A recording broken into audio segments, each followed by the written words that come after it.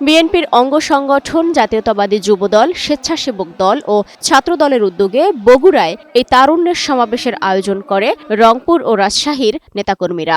বৃষ্টি উপেক্ষা করে এতে শনিবার সকাল থেকেই নেতাকর্মীদের ভিড় বাড়তে থাকে। বেলা বাড়ার সাথে সাথে জনতার ঢল নামে নগরীর সেন্ট্রাল স্কুল মাঠে। সমাবেশে যোগ দিয়ে বিএনপির সিনিয়র যুগ্ম মহাসচিব রুহুল কবির রিজভী অভিযোগ করেন, ছাত্র উপদেষ্টাদের কারণে অন্তর্বর্তী সরকারের ভুল হচ্ছে।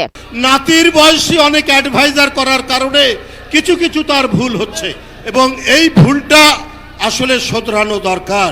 এ সময় দলের স্থায়ী কমিটির সদস্য নজরুল ইসলাম খান প্রশ্ন তোলেন, জুনের মধ্যে নির্বাচন কমিশন ও সংস্কার কমিশন প্রস্তুত হয়ে গেলে ডিসেম্বরের নির্বাচনে বাধা কোথায়?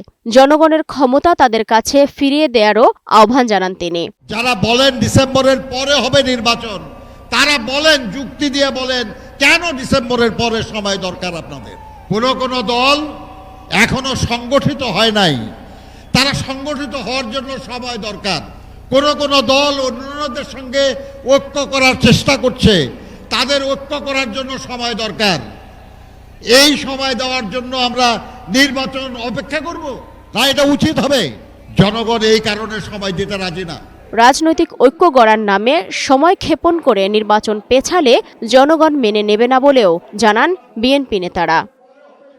সালমা জাহান মুক্তা, বৈশাখী সংবাদ।